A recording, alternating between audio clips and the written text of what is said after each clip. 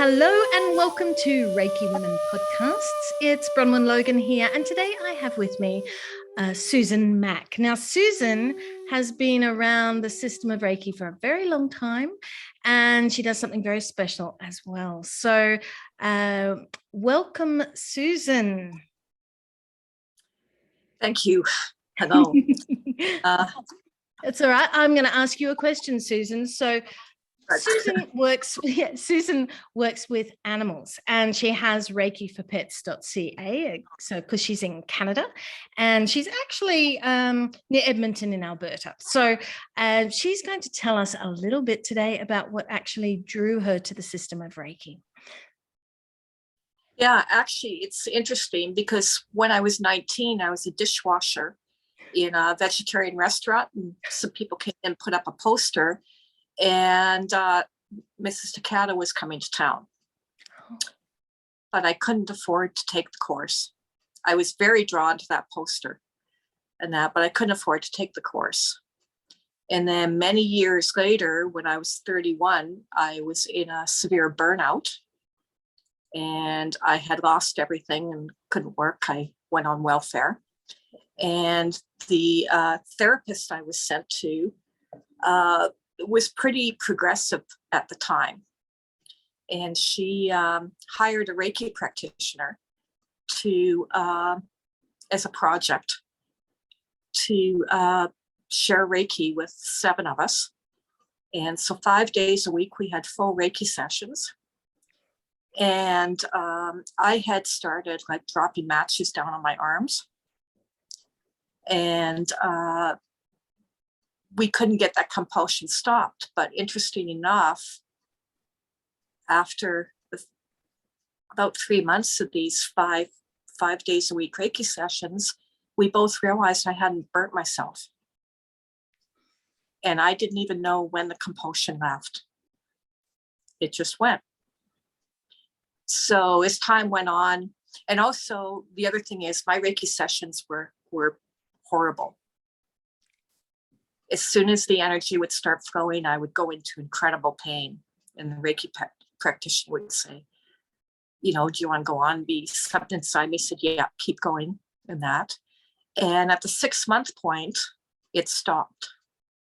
I went into what I call Reiki land. It was just absolute peace and everything. And then we started going down to 4 times a week, 3 times a week, and then finally down to once a week.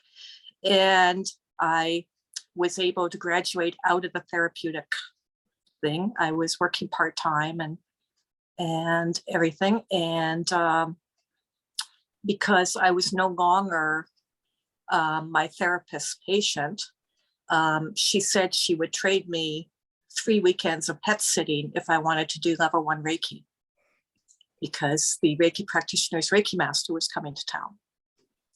And so I met Barbara McDaniel. She was with the Alliance. And it was really interesting because I ended up partnered up with a woman who could not lie on the tables or anything. And so I had to figure out how to share Reiki with her. So I was crawling around on the floor. She could sit on a chair and everything. And Barbara said later that it was a preview of what was to come for me. Because I had to figure out how to keep this woman calm, because she was very bitter about her cancer and everything. She had a huge tumor. That's why she could lie down. Mm. And so then I was doing, of course, intensive self-treatment with myself and doing Reiki with my cats. And everywhere I went, the animals would come and they just get under my hands.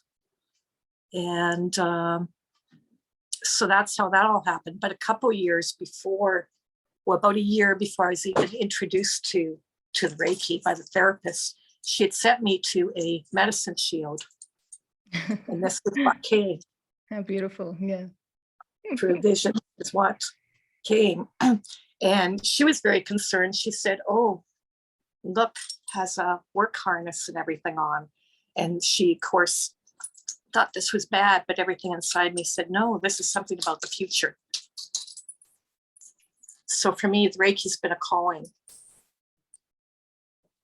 And one day in a very deep self-treatment, I had this vision in a blue cloud, a color of blue that I've never been able to find. Came this business card, and it said Reiki for pets in the comfort of their own home. And I had my phone number on it.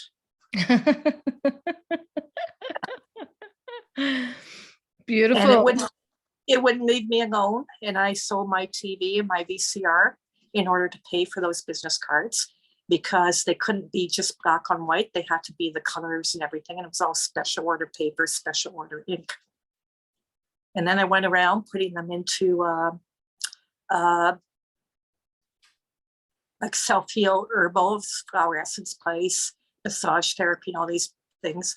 And people who did eventually call me said that they were pulled to the card. Beautiful. Some of them didn't even have pets, but then they passed the cards on to other people. Yeah, and that's still what you do today. I'm thinking. Yes. Yeah. Yeah. Beautiful. And I can see that you've got a lovely pussycat on your jacket there. Yeah, I have a special thing with cats, but I work with dogs, birds, everything basically. I even had the experience of working with a boa-constrictor. And the woman who had approached me asked me how I felt about snakes. And I said, well, I have a fear of them. And she said, well, I can't afford to pay for Reiki for my snake, but would you like to trade off just for experience? So I said, yes. And I said, what's your snake's name? She said, Feather. So I was expecting this little snake. No, truth, if I had known it was a boa, I probably would not have said yes. But Feather taught me a lot during the 5 months that I went and shared Reiki with her. I had to, first of all, they warned me, make sure that you change your clothes before you come and shower. Because if she's getting near to a feeding cycle, you don't want to be smelling of small animals. And that, and when I got there, they were going to bring her out of her enclosure. And I said, no, that's fine. I can do distance Reiki. I had my level 2 by this point. And Feather they'd gotten her as a baby, and they'd always taken her everywhere. They'd have her hidden in a bag and all that. And they showed me pictures of her helping the woman wash dishes and all these things. But as she got older and bigger, she became more restricted. And now they'd moved her into another room. So she was quite separate from the husband and wife. And the loneliness that came off that snake was incredible. I hadn't thought of snakes as having emotions or feelings. But this snake had the loneliness and despair, and she started playing with me. She had this big tree branch that went through her glass enclosure, and there was a hole at the end, and her nest was on the other side of that hole. But she would come out and she would go, and then part of her body would go this way, and there was this optical illusion created that there were 2 of them in there. And but she was playing with me. Yeah. Wow. And as a woman, yeah, it would be interesting to know a little bit about how you feel you've, that the system of Reiki has helped you with being a woman in this society. It's helped me a lot.